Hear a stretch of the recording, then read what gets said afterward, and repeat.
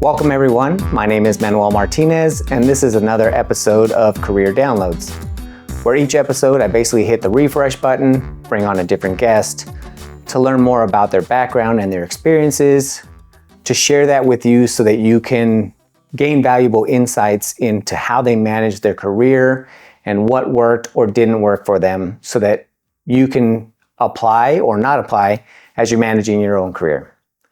I'm excited for this conversation. It's with Art Green III, and he and I have kind of crossed paths through mutual contacts, got to know a little bit more about his career, and I think there's a lot of valuable information that he's going to be able to provide and also talk a little bit more about what he's doing now. So with that, I'll introduce Art. Hi, Manny. Thank you for having me here today. I appreciate you coming on and being open to kind of sharing your experiences and talking a little bit more about kind of what led you to where you're at now and why. So I know you and I have talked about why this type of work really brings you fulfillment, right? A lot of times people get into the tech industry because they hear something that sounds cool or because of they hear high salaries, but yes, it's nice to make money and be able to pay your bills, but a lot of times we try to find something outside of that that kind of fulfills us, which is why I'm excited to learn more about, what you're doing. Absolutely. Well, again, thank you for having me. It's an honor to be here. As far as my current role, I'm the Senior IT Workforce Programs Instructor with Tech Impact. Specifically, their IT Works programs, which is what we kind of all-inclusive, like a pathway to middle skills for up-and-coming IT minds, so to speak. I know you'd met with one of my former students, Paola, before, so I'm not sure how much she told you about that. As far as what I kind of do in the organization, obviously I lead the Las Vegas classes, those cohorts, but I also help with some of our other instructors who are, some of them across the country. We have sites in Philadelphia, we have Delaware, we just brought on Nashville.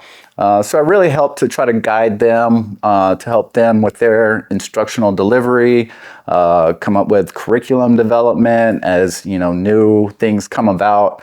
Obviously, AI is a big thing now, so that's kind of the project I'm working on now, is putting together a new AI curriculum for our students. Outside of that, just managing day-to-day around the office, that kind of thing, and helping the students in their careers. Just talking a little bit more about, that cross collaboration, you're all working for the common good, but, having different, being spread across the U.S., and then also being able to kind of share experiences from each one of you, because it's not just you kind of helping guide them, but I'm sure they're also providing feedback, and kind of working together and really developing something that is going to be beneficial for, in this case, the end customer, which is really your students. Absolutely. And I'm real big on that. I'm pretty candid with my fellow instructors and my team and stuff. And if that slideshow I made is terrible, just tell me it's terrible, and I'll go back to the drawing board. I don't want to force feed anything, and I want it to be a collaborative effort. Because that's the way that it's going to end up being most successful. Because everyone has different tastes, different likings, and specifically with the students, different learning styles and things like that. So I'm always open. I love collaboration with everyone, and even with the students. I tell them all the time, if that was bad, just let me know. And that's kind of one of the reasons why I'm working on the new AI curriculum, because they weren't really feeling it. So then now tell me about where you grew up and then eventually kind of where you thought your career was going to end up going, and then, how you eventually ended up moving into the tech space. Okay. Well, I'm originally, I was born in Kansas City, Missouri, but moved to Texas when I was about 5. So I was pretty much raised in Texas. Grew up there. It was really great experience. I miss home. I love Texas.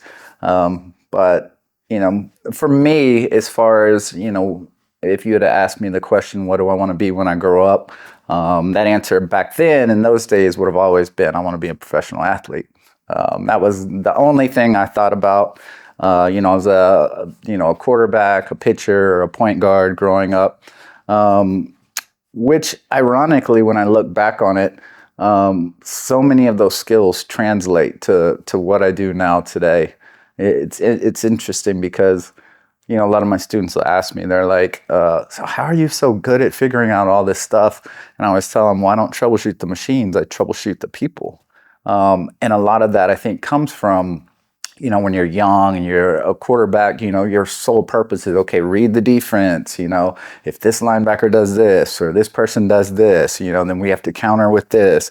Same thing in baseball. Like, oh, I know if I can't throw it right here because that's his sweet spot for this particular batter. I got to keep it high and tight for this batter. Those kind of things is really about just studying and learning people. And I think that sports influence has made me what I am when it comes to what I do today, especially in IT and even more so in kind of teaching and learning, that kind of thing. Because it's just super important to be able to, just grasp the state of the class. If someone's having a bad day, like I can spot it immediately. If someone's a little bit off, if they're going through something. So it's interesting how those kind of translated. And that was my goal, was again to just be a sports star. I was doing really well in my pathway. I had some stumbles. I recovered a little bit. I ended up getting like a scholarship to go to a really small college in like Marshall, Missouri, to play basketball. Didn't last too long. I actually got injured before the season even started. One of those first practices. It's not a mandatory practice, but kind of a mandatory practice. Ended up getting a knee injury and forced me to redshirt that year. And after that, I just kind of crumbled a little bit. I went kind of through what you might, I'm open and honest. I'm super transparent. I went through a depression era, because it's like, to work so hard to get something, and then it's like that one thing that you work so hard to get, is suddenly snatched away. So that was tough for me. So the rest of my freshman year didn't go too well, and I made the decision. I'm like, what, I'm going to go back home, see how things go back home, back in Texas. And when I got back in Texas, I didn't really have any plan, didn't know what I was going to do. I didn't know if I was going to continue my education, those kind of things. And I guess the old saying, you gravitate to who's around you, that kind of thing. So since I didn't have a plan, that's kind of the people I hung out with, the people that didn't have a plan, didn't know what they're doing. And, it was just, for me, it was a tough time. It was a very fun time. I got in a lot of fun, a lot of trouble, all of that. And I started to realize, after a year or so of just being a bum, so to speak, and then start seeing the success of all of my peers, all the people that I'd grown up with. I was really fortunate because, I growing up, my school district, the high schools, all of that, there were some of the top high schools in America at that time. So I had a great education, and a lot of my peers, they're all like surgeons now, and they own their own law practices, or Congress or whatever, and I started just seeing that, and I was like, what, I need something more out of life. I can't, go to the club every day, all day long, that kind of thing. And I have two questions. So the first one is, you mentioned, and I've never heard this before, but similar to you, I played multiple sports, is you don't read problems, you read people. And what do you mean by that, by not reading problems? Because a lot of times, so me, one of the things I've been focusing on and trying to help other people is, I solve problems with technology, right? Now, what does that mean? It's really trying to uncover and ask questions to really understand what the problem is, right? Sometimes it's a process problem, right? It's not really like you said, it's not a technology problem. A lot of times it's a people process problem. So I've never heard it put that way. So what, if you don't mind kind of explaining a little bit more about that, like what that means. or how you see it? Well, I mean, for me, obviously you have to have a strong understanding of how the systems works, the things like that. But once you kind of understand, how all of that works, those fixes when the machine is broken, it's pretty easy to understand that, or, those kind of things. But, when it's something that the user's done, or, trying to determine, is it the code, or is it the hardware, or is it the user? Having a deep understanding of how the user interacts, those kind of things, and thing like you brought up with like the processes and things like that. I find that the most complex problems almost always kind of revert back to, human interaction, and not as much on, the system went down or this and that kind of thing. Okay. And then again, as much as you want to talk about or not talk about. So you mentioned, kind of going through that depression, and a lot of times people identify with, and I've heard especially like people who are athletes or people who go into specific careers. Like it's not just athletes, but once you kind of are no longer in that role or in that position, a lot of times you probably didn't realize it, or you might have just wanting to achieve something so much that you identify with, I'm a division, or I'm a college athlete. And when that's no longer a thing, it could be like, I'm a network engineer. And if I'm not a network engineer now, then it suddenly becomes like, who am I, right? So I'm just curious about that process, especially because of who you help work, who you're helping, with your work at like Tech Impact. And a lot of times that's things that I think aren't talked about as much. So I had, like a similar, I don't want to say like similar identity, but like at one point throughout my career, like I went through a depression. Like I don't know what I want to do. Part of it was I didn't have anybody to really teach me about goal setting. So I had people that helped me throughout different careers, but at some point I was just kind of like you mentioned, right? Like you start to party a little bit too much, right? It's around who you're hanging around with. And it got to a point where I was just like, well, I guess this is what I'm going to do. I'm just going to be this person and just hang out. And then, my environment doesn't help, right? Because this is, again, I'm younger, I'm starting to make a little bit of money here in Vegas in my 20s. So that, the things that people think about when they're like Vegas, like I experienced that. So I'm just curious, is that kind of what happened for you? Is just like, well, I'm no longer a Division I athlete, or was it because the injury and now you're thinking like, I can't do this anymore? And the reason I bring this up, and again, it's not to really dig into that, but it's also to find out like what caused that, and then also kind of what helped you get out. Yeah, I mean, that's a great question. I think it was just ingrained from just the time that I was just so little. Like sports was everything for me. So it was like really all I'd ever even really thought about. There was no plan B or anything like that. It wasn't like, well, after sports, I'll become a sports trainer or a physical therapist or this and that. I didn't really have a plan B. And for me, it was tough because it was a little bit extra tough because a lot of the people that I grew up around, became professional athletes and things like that, whether Major League Baseball, NBA, people that I used to, be on summer league teams and AAU teams and things like that, So it was even hard, for me to just like watch games and stuff like that. It was just like, oh man, what could I have done different?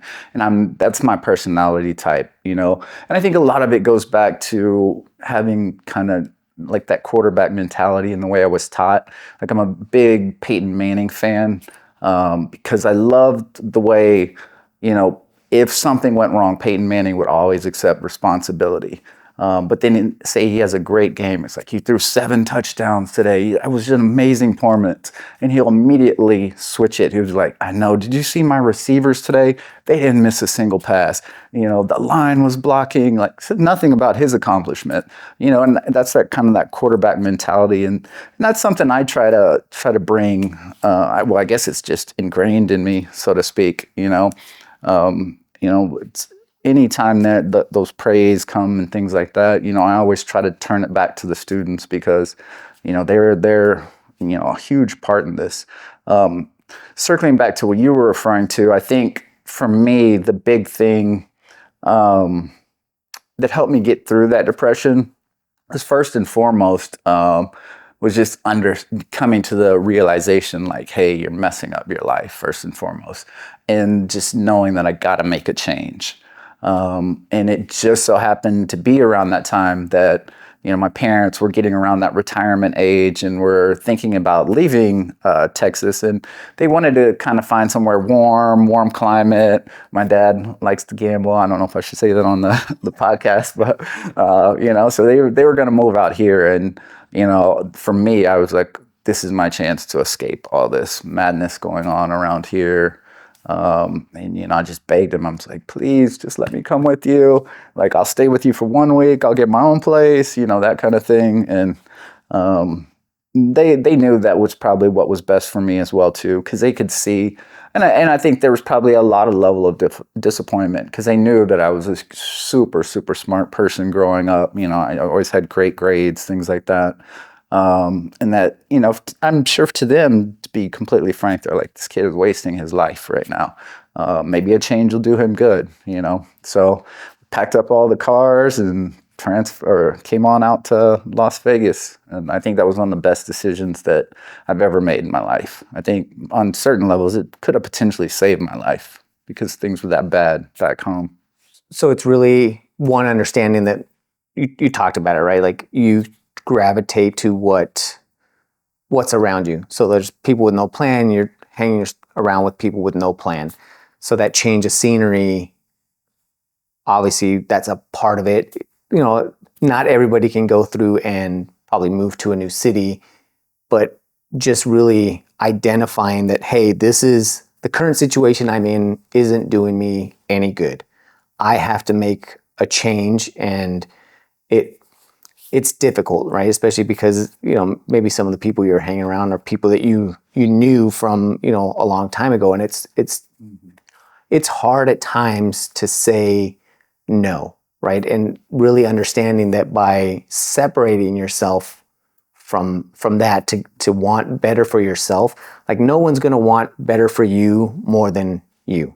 Other people will help support you, but at the end of the day, they're also taking care of themselves. So would you say that's accurate? Is just, even if you can't move to another city, just find people that you want to aspire to be around and just try and find a way to, it may not have to be as drastic as moving a city, but just like, hey, these people don't have a plan. Let me just try and find somebody else that does something maybe a little bit different. Absolutely. I would agree with that. And I've heard that before. Someone says, show me your 5 closest friends and I'll tell you exactly where you're going to be in 5 years from now. So yeah, I couldn't agree more there. For me, it was just, I think it's that, and I think you spoke to that fact that, some of the people I was hanging out with, like I'd known since I was like 5 years old. So it's like almost family to me. To try to remove yourself from that situation, it's kind of like, hey, I thought we were family. Now you're like doing this other, thing. So it would have made it difficult to remove myself in that scenario. But, if it's like, hey, he's moving to a new city, then that's an entirely different thing as well, too. So then, you move here to Vegas, and I don't know if you had, context here, or is it now really out of your own kind of drive. And I've had a couple other people here who, have played sports, and, there's that structure of, and it sounds like you're pretty disciplined and, wanting to go through and achieve something on your own. Like, sure, you have coaches and people that can help you along the way, but at the end of the day, it's really dependent on you. So what did you do once you got here and, to kind of jumpstart that change? Well, the biggest thing was, for me, was just finding work. because I wanted to uphold the promise to my parents that I wasn't going to be, they weren't bringing me out here to be a burden, and they weren't bringing me out here to do the same things that I was doing, repeating the same action over and over and expecting different results. So, I, hit the ground running. I was applying for all kind of jobs, immediately, just pretty much anything. I can't even remember at that time. But I ended up landing a position like really quick, like probably a week after I got out here, with just like a small travel agency. And for my younger audience, they probably don't know what that even is. It's a little different from Expedia and that kind of thing. It's it's kind of like a call center environment where you're just fielding reservation calls. People say, hey, I want to book this, I want to book that, So I just started working there, and ironically, just that random job that I took, just being a travel agent, not to undermine travel agents or anything like that, but is what really started my tech career. I'd always been super passionate about computers. I love technology. Like at my what do you call it? Like after our graduation and our little graduation party and things like that, we had like a casino night, and I ended up winning the most out of the whole casino. And instead of like, getting fancy TVs and things like that, I actually got a computer is what I spent my casino winnings on. So, I was just, I just always was just fascinated by computers and IT. And so, working as a travel agent, we did have a lot of free time on our hands at times. So, behind the scenes, I'm just playing with the computer, trying to figure out, what can it do? What does this do? What does that do?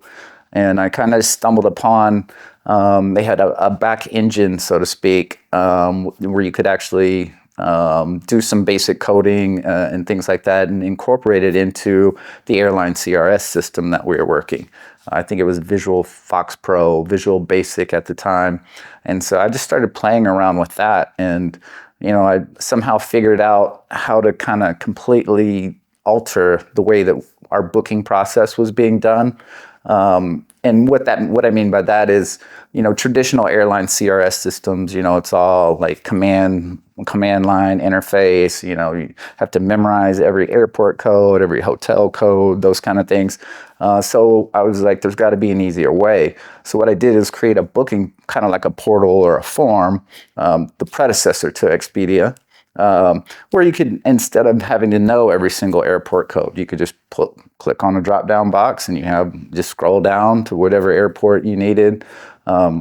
Those kind of things, which not only helped with, the speed and accuracy of reservations, but it allowed them to onboard like new hires, things like that quicker, because they're not spending all this time learning airport codes and things like that, because it's, it's all in drop-down boxes, things like that. And the bosses there saw what I was doing, and they're like, hey, can you put this on everybody's computer? It's like, we need this across the board. And I'm like, sure. And they're like, well, what else can that stuff do? And it's one of those things where they just start throwing things out. Like, what if you could do this with it? Or could you do this? Can you look into this? So I eventually stopped doing travel reservations and became like a full-time coder for the actual travel agency. And, that natural curiosity, because at that time, it's really just tinkering around, right? It's one thing to kind of go through and have somebody tell you, hey, do this, do this, do that. But there's a lot of value in just going around and breaking things. Like I remember, like you said, the first computer is just, I would play around, and I remember when my mouse just stopped working. And I was like, computer was still working, but I was like, all of a sudden, like the mouse just stopped. And it was like, all right, well, how do I don't have the time, and it might have been in the evening, so I don't even know if the store was open to go and buy a replacement mouse. And it was just tinkering around to figure out, well, how can I still function? I have a keyboard that works, and just kind of tinkering around. And, I discovered the command line, like, oh my gosh, like if I just type in these commands, it does a lot of stuff. And similar to your point, like this is so much easier. To this day, I have that, whereas I just like having to use a mouse.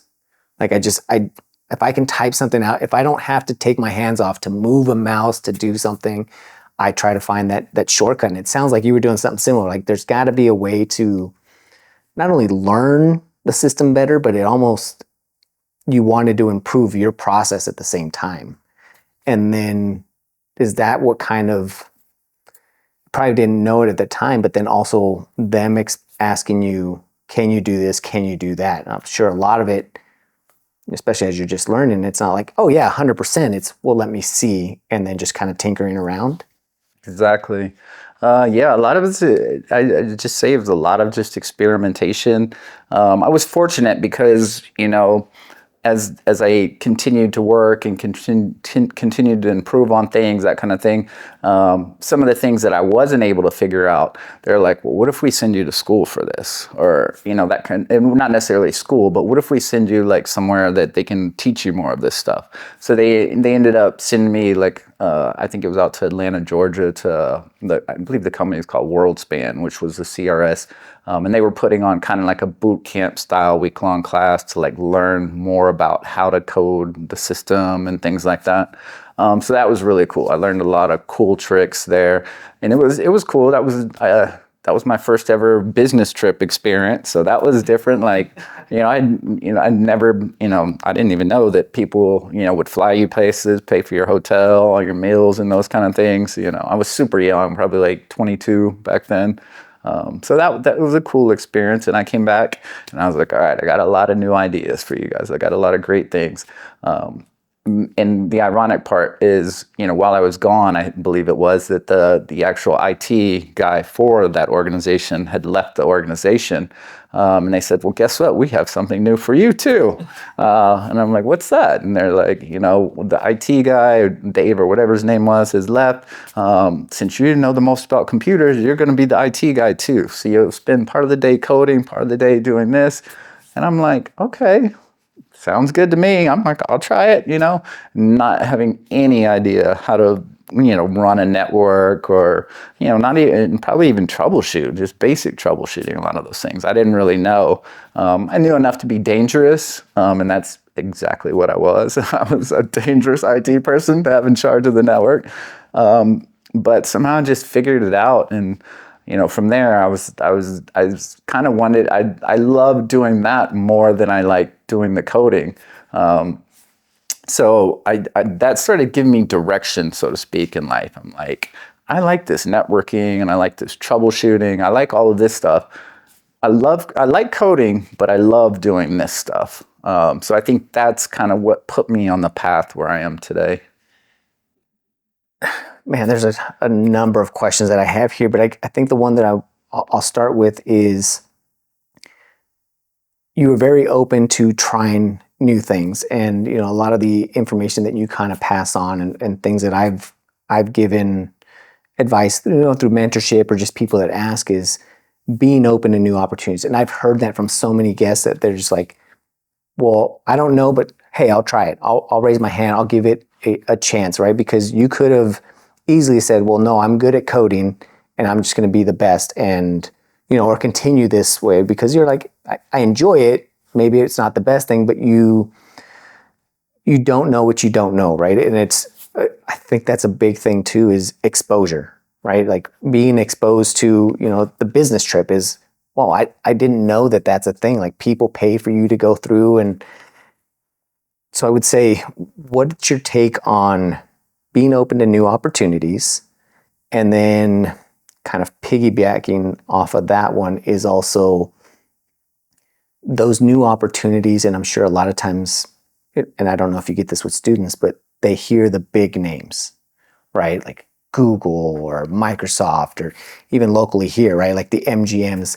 But there's also a value in, especially if you're just starting out, on some of these smaller places because they might give you more opportunities and they'll value you more, right? Because that place could have easily just said, oh, hey, stop doing that. And, we hired you to be a travel agency, but you provided value. You started to show, that we can do more and we can improve the business. They seem to understand and value that. There's times where they might not. So I'm just kind of, I know that's two questions that I kind of put together, but I'm just curious. Yeah, I'm always one of those people that, and it's something I definitely teach my students to always be open and be watching for new opportunities, be prepared when the opportunity is presented to you. But at the same time, I tell them to be a little bit cautious as well too, because you don't want to get to a point where you start taking on all these roles and responsibilities, and you get overwhelmed, and then exhaustion sets in, those kind of things. So it's kind of it can be a double-edged sword, especially for me. I know I had a similar situation happen with another organization I was working with, where I was just an IT instructor for a small college out here, and ironically, the IT director left again, and they asked me to take over that role.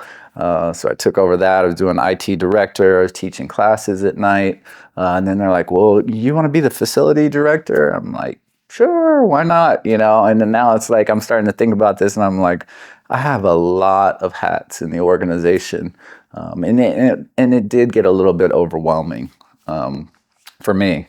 But it again, a lot of those things that even I learned, like from a facility side of things, have translated into other things in other areas and things like that. So I'm grateful for that experience and those experiences and things like that. So. But it probably also at the same time help you understand, like you're learning a lot, but then you're also probably learning, like you said, there's that fine line of knowing like when to say no. And I think when we're younger, because I made that mistake too, where I was like, yes, yes, yes, yes. And then you've got so much going on that you're right. You toe that line of like, I can't handle all those responsibilities. And as I got more experience, more knowledge, you learn when to say no. Hey, no, I'm not going to do that, or I can't do that. Right? Like there's a whole thing. I know a couple people. There's the art of saying no without saying no, right? Or putting it back on them to say, hey, well, if you want me to take on these other responsibilities, like here's the list of everything else I'm doing. Like, what do you not want me to do? And maybe put the decision back on them if you don't feel comfortable saying, no, I can't do that, or I'll do this, but I'm not going to do that. Is that similar? Is that something that you kind of gained there? Yeah, absolutely. And still to this day, I have trouble saying no. So I probably need to read that book, whichever one that was, because I do take on a lot of different things. For me, I enjoy it because again, I love learning new things, taking on new responsibilities and things like that. But I hear it from my other half all the time, like you got to take care of yourself too. And same thing with some of my fellow our team, basically like take some days off, please take some days off. So that's something I have to work on. I have to get better at that. So now you discovered networking and you start to kind of do a lot more of this troubleshooting, and you say, hey, you know what, this is the area I want to go. So then did you just stop doing a lot of the coding? Did you focus more on the networking? Like how did you come about deciding this is what I want to do? Did you leave that role? Did you, again, tell them I'll do both for as long as I can? Just curious.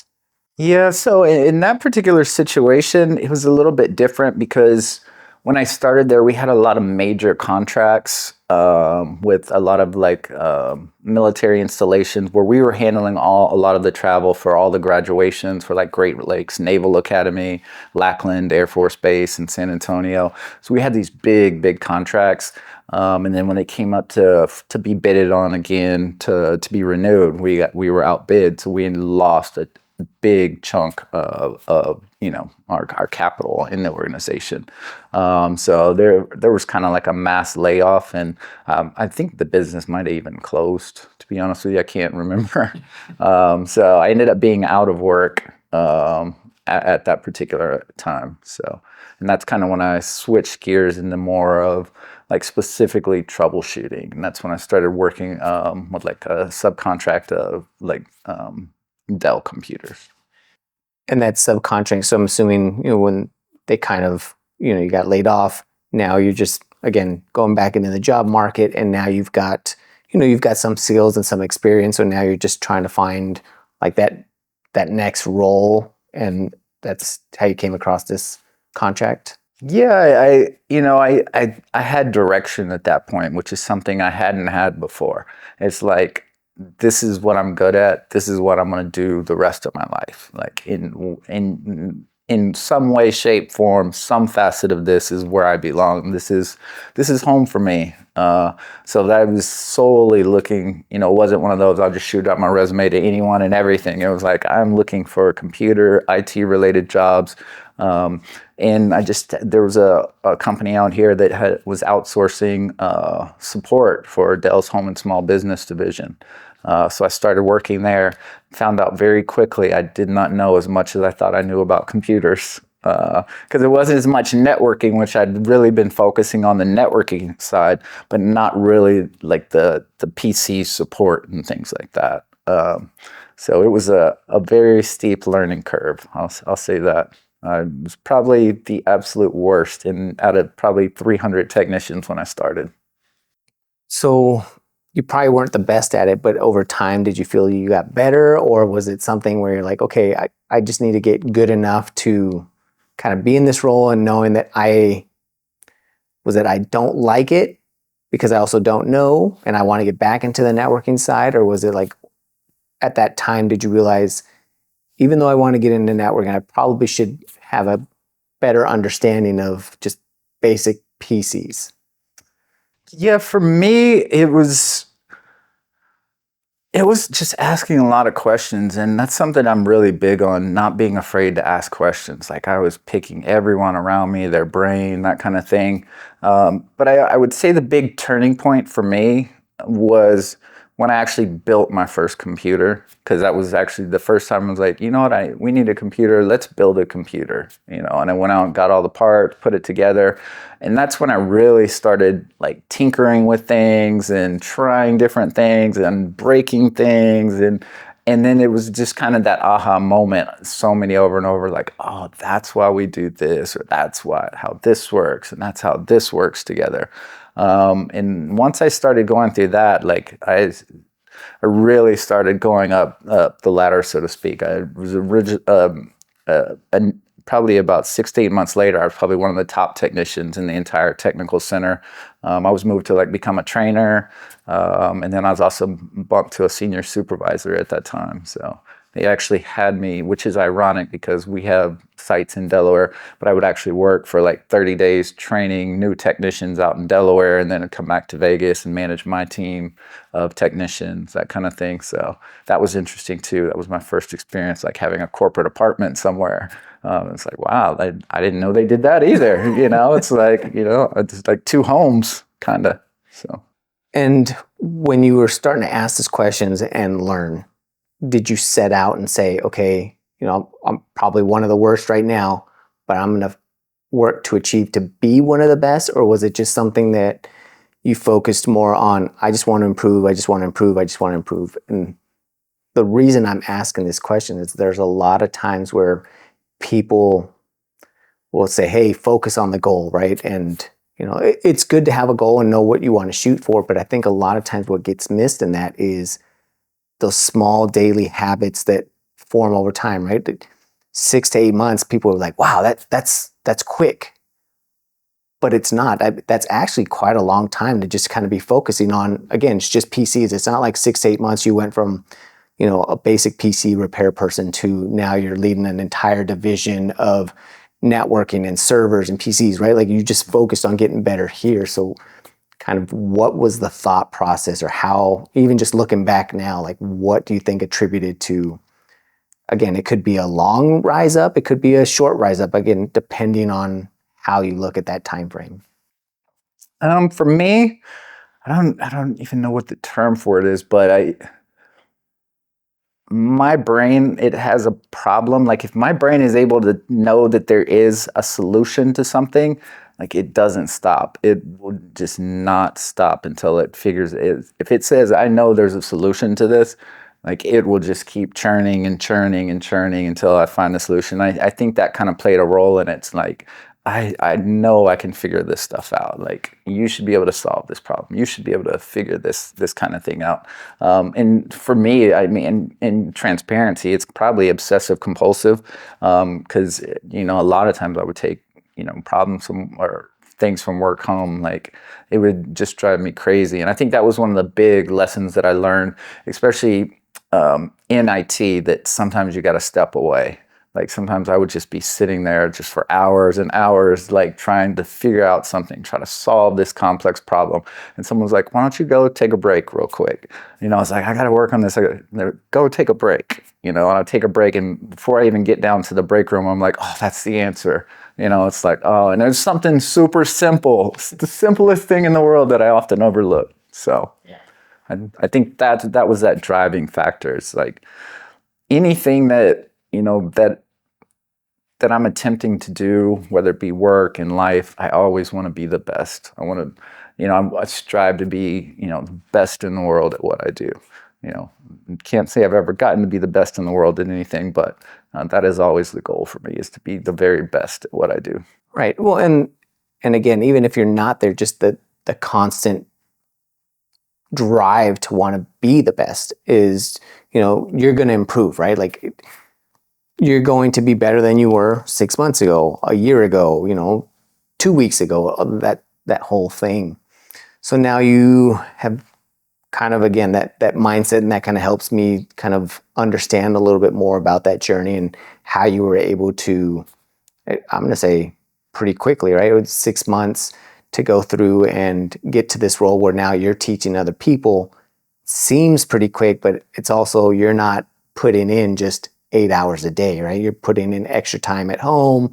So I think a lot of times that gets missed. They're like, oh, I just have to do this for 6 months through my 9 to 5, and that's it. And there's a lot more that goes on behind the scenes. Definitely a lot of hours, a lot of late nights, a lot of those things. But yeah, I think that was also a big turning point for me. Because that was my first ever experience, like kind of training others, like to the point where I understand the way these hardware components, the way the operating system works, how all these things work. And I'm capable of teaching this to other people, and I'm capable of ramping them up really fast. And that was kind of my very first experience in a teaching capacity, per se. And I think I liked that just as much as I did like doing troubleshooting and all of that. So it was kind of twofold for me. At that point in time, I never dreamed that I would, be a teacher. But I think that was kind of that precursor, or whatever you might call it, to where I am today, per se. It's probably planted that seed without you really knowing it at that time. Absolutely. So then, you're traveling, you're teaching all these teams. You don't really decide that you want to be a full-time trainer at this point, but you're starting to realize that you enjoy it. Obviously, I'm kind of putting it together that even just working in teams, playing sports, like, you get along, you're able to kind of troubleshoot like personalities, people, and kind of, especially in a quarterback role and in a pitcher, like, you are in a leadership role, right? I mean, sure, there's the coach who's the ultimate, but on the field, at least at that point in time, like, you are the person, the point guard. You seem to kind of enjoy and thrive in that leadership type role. So after that, did you continue to say, this is what I want to do? Maybe not teach, but I want to be in more of a leadership role. That's a good question. It was interesting because that particular position it was at interesting times, right around, the big bubble with the .coms and all of those things. And I think we'd spoken about it before. This was right around the time where they had the e-machines coming out and all the bargain basement PCs and things like that, which were significantly priced less than the equipment that other organizations were selling at that time. So it was kind of pricing a lot of people out of that market. So in order for that change to be made, then they had to find other areas to cut. And as this story goes, I ended up on the cutting room floor, so to speak. And that was a kind of a tough experience for me. it was really disheartening because I'd put so much into it, and giving up 30 days of my time with friends and loved ones here to go and try to help build this up. And I think that was one of my, it was kind of a traumatic experience for me on certain levels, because I remember one of my last days that I was with the organization, or that I was on the East Coast, I was fielding questions from a lot of these new techs and supervisors that we'd all got everything set up. And, one of the questions was, is this going to last? And, because we've had so many promises made, in our community, this kind of thing and that kind of thing, is it going to last? I'm like, oh yeah, we're in this, definitely, and, it wasn't, few weeks later, like they just started shipping all of that support overseas, that kind of thing. And, for me, that was just like kind of a knife in the chest, so to speak. It's like, man, I just gave all these people my word, and then, it didn't work out, So that kind of left a bad taste in my mouth as far as like leadership roles. Not to say I was opposed to it, but it was just like, it was, being that young, I first started realizing that leaders have some tough decisions they have to make. And it sounds like they started kind of ramping that down to they kind of started to downsize, right? Just that's what businesses do. So then from there, what did it left a bad impression on you as far as the leadership. So then, you have to start looking for some other type of work. So what did you think, at least at that time, that you're like, hey, this is what I want to do? And, what did you ultimately end up, landing a role in? Once I was let go from the organization or laid off, I was very lucky to get a decent severance package that gave me a little bit of time to like sit back and breathe for a little bit. And it was around that time I was like, I've been hearing about computer certifications and things like that. So that was having that downtime. I was like, you know what, I'm going to start getting some certifications, those kind of things. So that's what I did. I just started looking like A+, Network Plus, MCSE was big at that time, those kind of things. Just started getting a lot of certs while I was in the process of, shopping my resume. And it's interesting because having that technical experience plus that training experience made me somewhat of a commodity when it came to education. Because I guess at that time, there weren't a whole lot of people that were doing both, that had the capacity to do both. So I got a call from like a local college out here, and they're like, hey, we're interested. Are you interested in coming to teach? And I was like, sure, why not? And that's how I ended up getting my first, teaching role in a like informal environment, like teaching.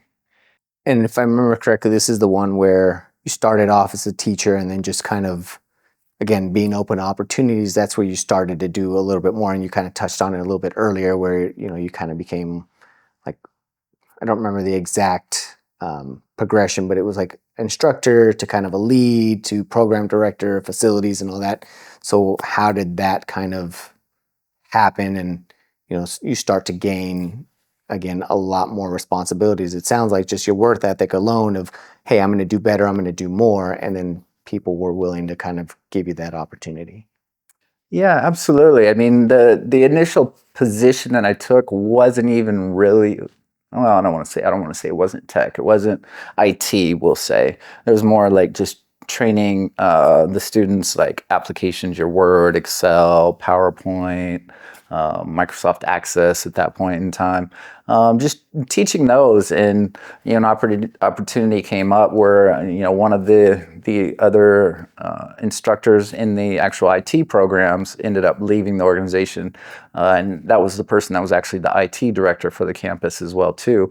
And they offered me both positions. They're like, hey, do you want to teach IT as well?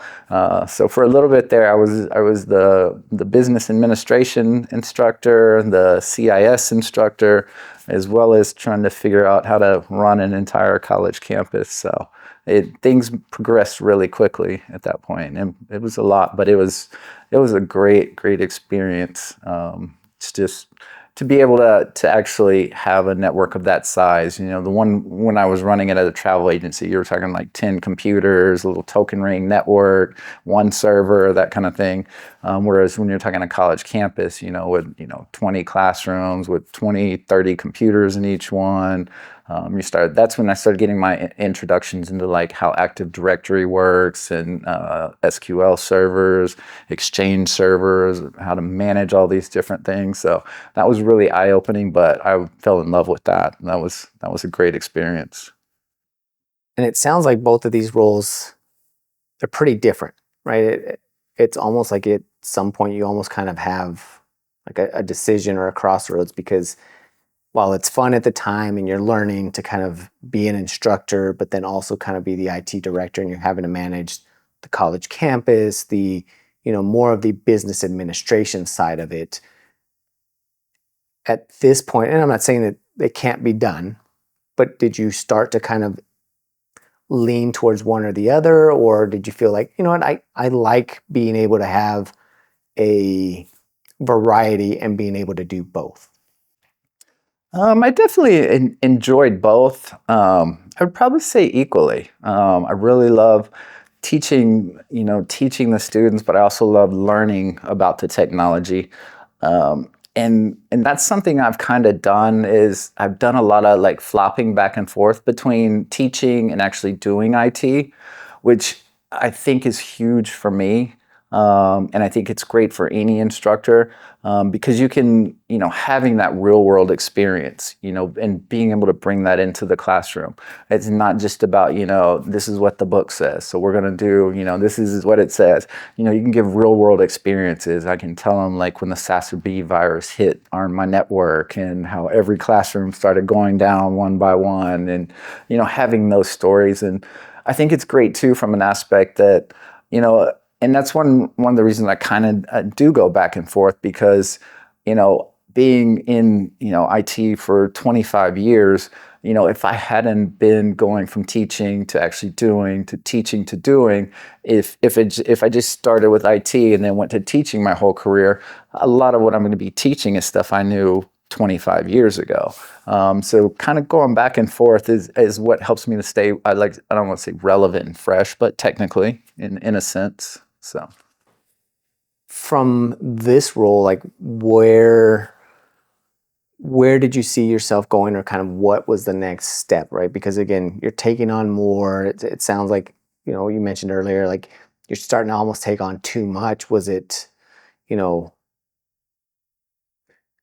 I like this and I want to try and continue to grow here within this organization? Or did at some point you get to a point where you're like, I think I've kind of figured this out. I want like another challenge? yeah, for me, it was an interesting situation, because the small school that I was at the time was actually going through kind of a corporate buyout by a larger for-profit institution, which was cool, because it was a great opportunity. Being a director, I got to be involved in all the different planning meetings and all the weekly meetings, those kind of things, and then having this institution bring all of their senior level people to come in and participate in audits and things like that, making sure all these different things are right. So I think that was a great experience for me, getting to see all of that. As far as, at that point, I wanted to kind of make that my role for forever. I wanted to continue with the networking path and, doing a little bit of teaching on the side and those kind of things. But the way it ended up working out is sometimes what happens when buyouts, they ended up outsourcing their IT support because they have the capital to do so. So I kind of got leveraged out of that one. So then it was just kind of like trying to make a decision, like, where do I go from here? And even though it seemed like having such great experience, I was building up this incredible resume. I think that was one of the first times when I started struggling a little bit to find a new position and things like that. And ironically, I ended up going to a different school, kind of one of their competitors in that nonprofit space, so to speak. And because I was struggling to find a role, I actually just took a job in admissions, which was very new and very interesting for me. to say the least. In that admissions role, it's different. It's not what you wanted to do, but something I tell people, and a lot of people have kind of shared here, is there's transferable skills that you can learn even in an admissions role.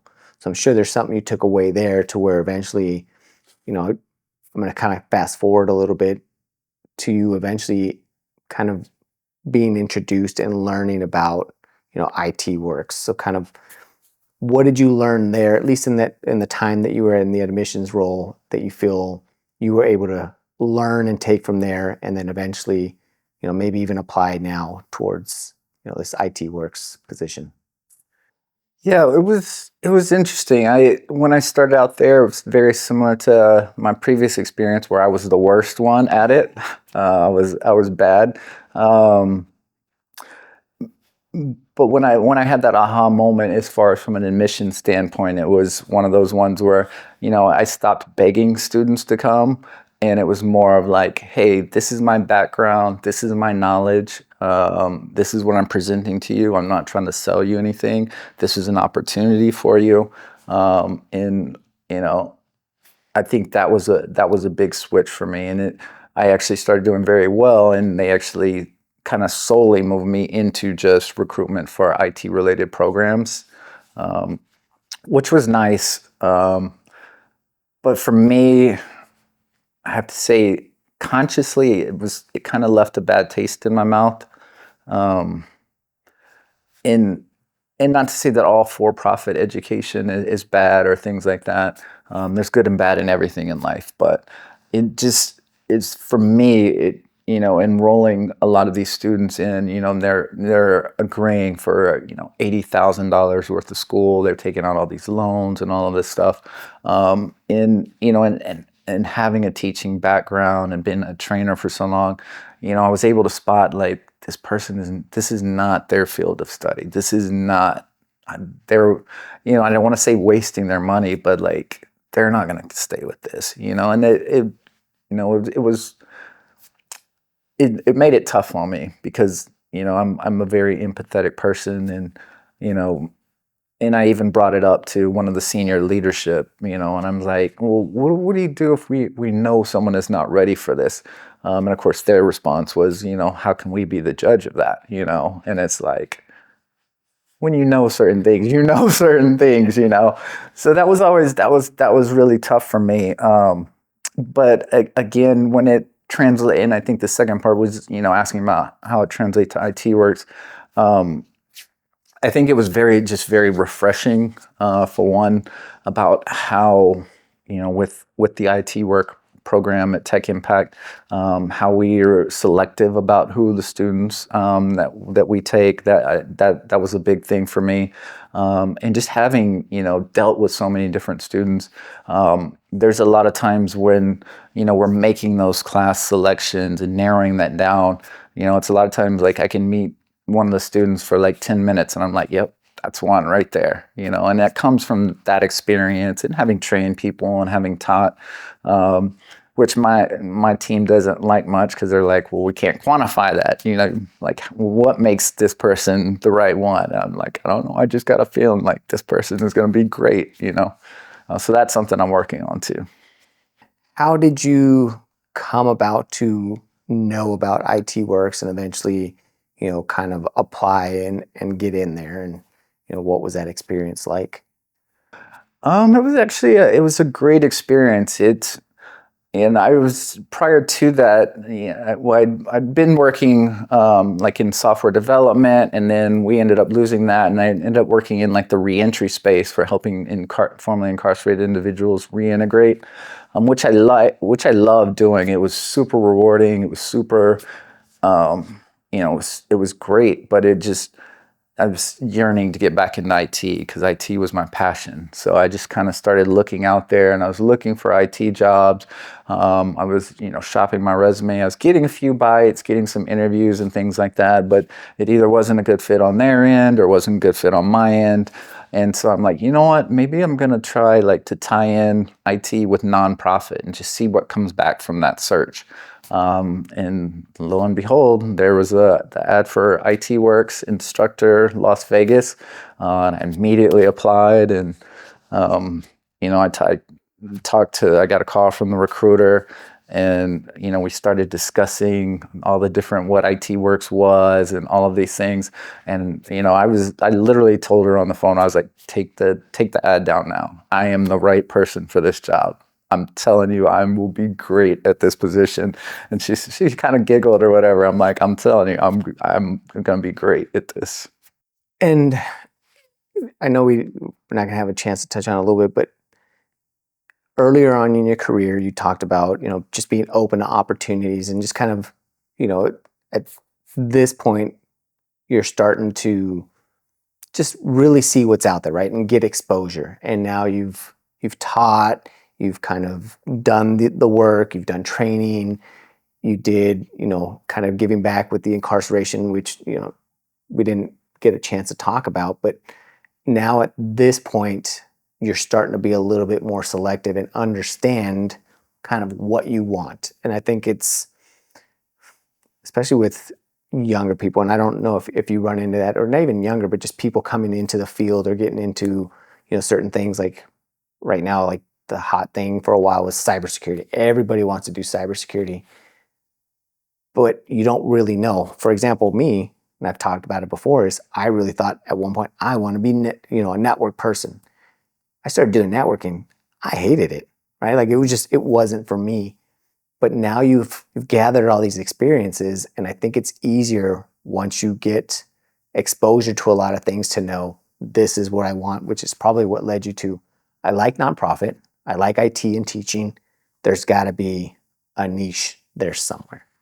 With Tech Impact in general, I love everything about the organization. The organization's mission is to leverage technology to create social impact, and that to me, and that was one of the big things when I was just, before your interviews, you're reading about on the website, and I'm like, wow, leverage technology to create social impact. Well, I was actually like, how do they pull that off? How does that work? But, it, the impact, and it's going to be hard to go back to anything else after having experienced what I've experienced here, and seeing all these students grow and come about. Many of them are from dislocated, disenfranchised, youth, and some come from tough situations. I've had students that were in homeless shelters, things like that, and now to see them working at a big resort as an IT engineer and things like that, it's like, it's like, how does it get any better than that? Right. And that's something I preach to my students. I tell them that, and it's so cliche, but it's like, if you love what you do, you never work another day the rest of your life. And I can see it. I mean, just in a little bit I've talked to you, and I've talked to other people that are involved with this program, and even your students. Like I haven't run into it specifically your students, and I see posts on LinkedIn, just they talk about you, and just, the amount of, like, not only just knowledge that you give them, but that experience and the passion, right? Like they talk about, like, oh, it's so great. And you can tell, and I'm sure they see it, is that you're really genuine about it, right? Like you said, like, it's fulfilling, right? Like it probably doesn't feel like work to you, and you're probably put in, a lot of hours, like you said, a lot of things behind the scenes that they're never going to see.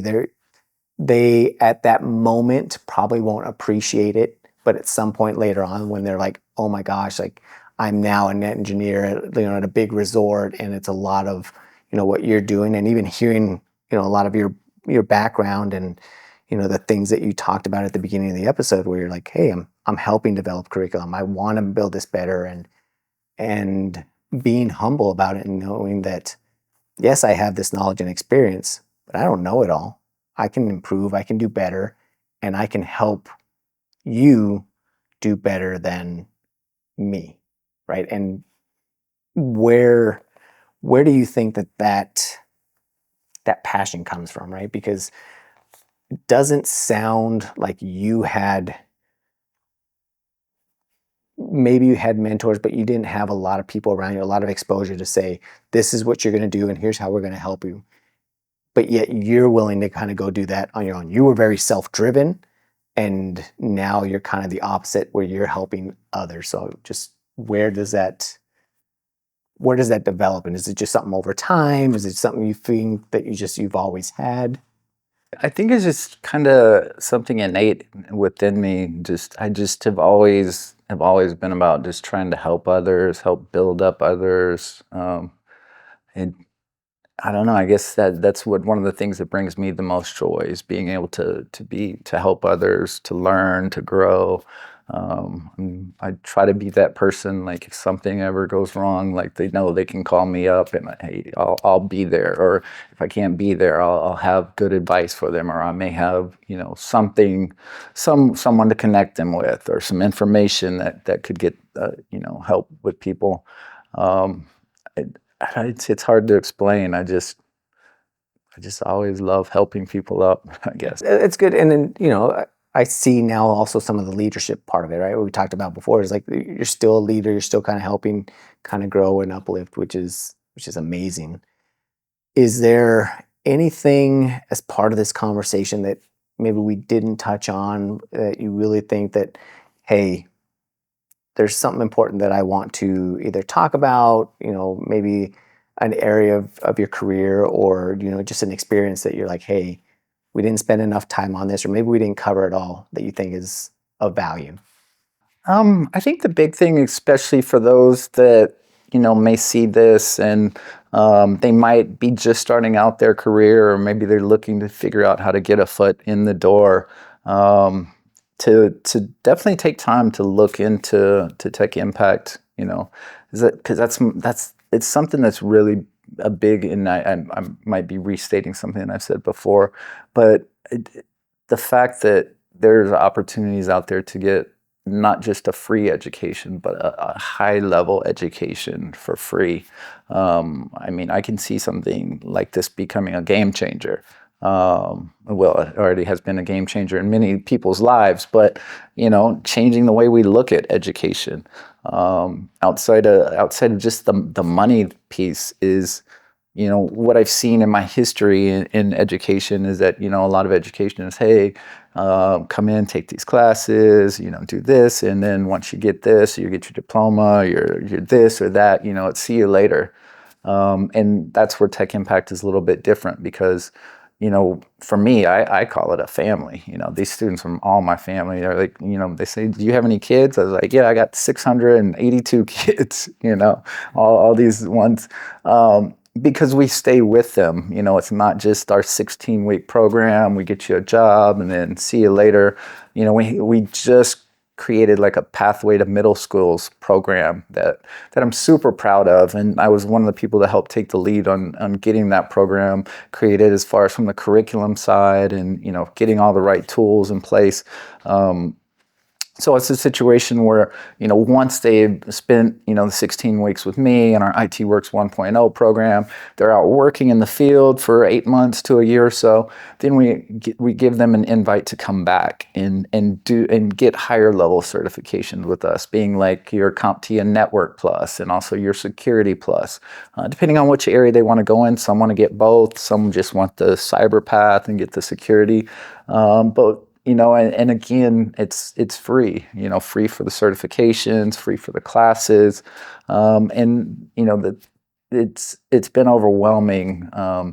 I don't want to quote any, I don't want to give you any quotes for any wrong numbers, but I mean, just the impact that it has on individuals' careers. Some of these, again, some of the people that come into our program are completely unemployed. Some have never had a job in their life, and they get a job, they start making this amount of money, and then they come back and go through our pathway to middle schools, and they get an additional certs, and then they're going from here to here to here. It's just super rewarding. And I love it most because it gives us an opportunity to follow their progress, follow their career. Many of them come back. I try to have an open door policy in my classroom. So it's like any given day, someone will pop in. One of my alumni or one of our alumni comes in and just gives their little spill, talks about, what they did, what their experience was like in the program, what they're doing now. And I think that's big for our students because Kind of what you were alluding to previously, like when we bring in new students, 90% of them just know for sure they want to be in cyber, and it's like, okay. But we put all these different people in front of them. We have all different cyber professionals, things like that, come in and talk about what their day-to-day responsibilities look like. So then by probably about week 4, 20% of those that were for sure they wanted to go into cyber no longer want to go into cyber. Then by like week 8, about another 20%, so it's interesting. But I think that if there was one big thing that, I wanted to impress upon is just, that pathway to middle skills. I think it's going to be a game changer, and not just what we do, but for our city as a whole and for the other cities that we serve. I'm going to say that I didn't know about this up until probably this year. And a lot of that is just my own, I've been in this industry similar to you, right? Over 20 years. I didn't understand the value and the benefits of networking. And when I say networking, it's not networking to get a job, but it's just networking to meet people and understand what's available, what you can do to help. And I think one of the first times I heard about, kind of like tech impact, and I had Angie Koska on here, and she talked about how she was involved, but just from a mentorship. She's done mentorship, she's been on some of these panels, and just hearing all these different people and understanding that what's available so that someone like me can help or make somebody aware of that might be able to qualify and be a part of this organization and be able to be a potential student. And I think through my exposure, right, it's your feed, the people that you start to kind of surround yourself. Like I said, Angie, I see Rishma, I see you mentioned Paola, who I've had on here, and she talked about her experience, and you see how all these people are connected. And I don't think it's talked about enough with different organizations, right? Like yours isn't the only nonprofit education one out there, but I don't know how many people are aware that things like this exist, that there are opportunities for them to be able to, the 4-year degree isn't the only way. You can do it on your own. There's, low cost to no cost opportunities. And just really, I want to kind of help not only share your experiences and your voice and amplify it, but make people aware that, hey, there's multiple opportunities, and not just for recipients, but there might be people who be like, hey, well, I'm a project manager. I don't know if you have a project manager role, but maybe there's a project manager out there that says, hey, you know what? Maybe I want to go and talk. Maybe I want to go expose. Maybe I can help provide you to say, hey, what would it take to kind of develop project management path within here? And again, I don't know that you do or don't, but again, just something that I've learned a lot probably in the last year, and even in kind of running this podcast. So I'm very appreciative to guests like yourself and in me trying to help highlight what you're doing. Like I feel like at times I get a lot more benefit of the knowledge and the experience and the relationships of getting to know you now. Like you and I were connected on LinkedIn for quite a while, and it wasn't up until this year where we really started to talk a little bit more. We ran into each other in person, and I'm like, oh wow, okay, this is the power of networking, is just meeting people. I'm not asking you for a job, you're not asking me for a job, but there's common ground that we can go through and say, hey, how can we help each other? And maybe we don't help each other, but at least now I know another cool person in my community. I love it. Absolutely. It's great. And that's something I impress upon a lot with the students. And I'm sure you've probably seen them at events and things like that, is really just get out there and network, which is probably bad for me to say because I'm not the best person to give advice in that area because I'm rarely ever out. But that's a lot of that is due to because I'm usually teaching other classes at night and things like that. But I think it's huge, just to really get out there and meet people. And that's why it's such a big part of our program and what we do is that mentorship component. Getting them around people. It's so interesting. Like some of the people that we had for mentors, and this was one of the first times I've ever seen it in this recent cohort. because we just brought on Rishma for our first one. We have Angie, we have Chelsea, we have all these different ones. And it's like every time the class would meet one of them, they would all argue for 5 minutes, like, no, that's my mentor. That's my mentor. They're like, I want that to be my mentor. So it's just great, you know. It's like every person we put in front of them, they fall in love with, because they're just great people. As you know, probably more and better than I know, you know. So yeah, that is a huge component, and like you said, Vegas is, even though we're a large city, Vegas IT is not that big, you know, or it's a very small group. So the more embedded you are in that group, the more opportunities that are going to be there for you. Well, I appreciate you again sharing your experiences and your knowledge, and helping to get the word out. Even though you don't, like you mentioned, you don't get to network, but again, I think this is an opportunity for people to know a little bit more about you and the good work that you're doing, which a lot of times, unfortunately, we don't always hear all about all the good things that kind of go on. So again, I know that you wouldn't come out directly and say, hey Manny, I want to be a part of this, I want to spread this word, but just kind of knowing a little bit more from other people about who you are, I was like, nope, this is somebody that I really need to highlight. So thank you. Thank you, Manny. I love it. Thank you very much. No problem. And for everybody out there watching and listening, again, thank you again for continuing to support, all of the guests that come on and, sharing their experiences and being open to, just kind of what they've learned and provide you with value into things that you can, kind of use or be made aware about. And even if it's not something that maybe directly benefits you, maybe it could help somebody else out. So with that, continue to plug in and download the knowledge. And until next time, thank you.